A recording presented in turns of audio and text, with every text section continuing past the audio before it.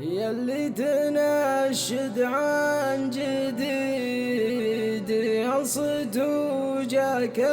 الجديد، قريحتي عاشت حياة الصمت وانتم نداها، اليا حضرنا نضرب السحب كف من حديد، واليا ابتعدنا قامت الشعر تخطب ودها، يا غثوان ابوك ابا وصك لا زاد وتزيد، عساك عالقواه وقمع الضيوف وغداها.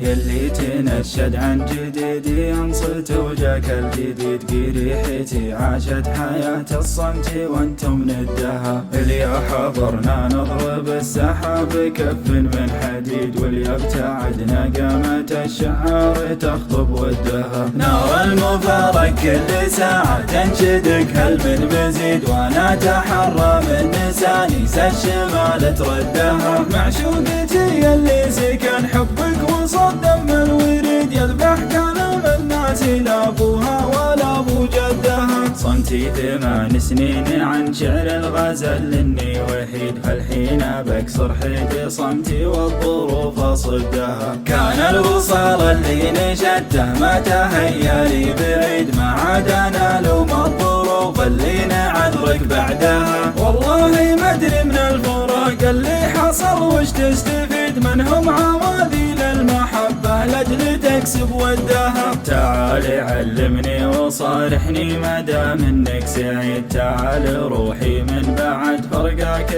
وصلت حدها، في كل يوم امر ووايق بصندوق البريد، علو عسى رسالتك وصلت وتبغى ردها، على نقل بغيبتك ودي بصلح مع القصيد، غيبتك وغياب القصيد جبال ماني قدها، يا طيب راسي واقف وشامخ وانا راسي عنيد، رغم الظروف القاسية شامخ وواقف ضدها، شلفا غيابك لا تشبهها على خضر الجريد، شلفا غيابك كل ما تطر الفراق تحدها، يا ربي هل من هو يموت من الهوى مثل الشهيد، يا ربي سيئاتي وحسناتي اخاف اعدها، الناس تخطي والله اللي يغفر ذنوب العبيد، وقلوبنا مثل الطيور اللي الفراق يهدها، يا غيث وانا ابوك بوصيك لا زاد وتزيد، عساك عالقوة وقم عش الضيوف وغداها، الموت خير من الحياة الى اللقاء يوم الوعيد، ونمت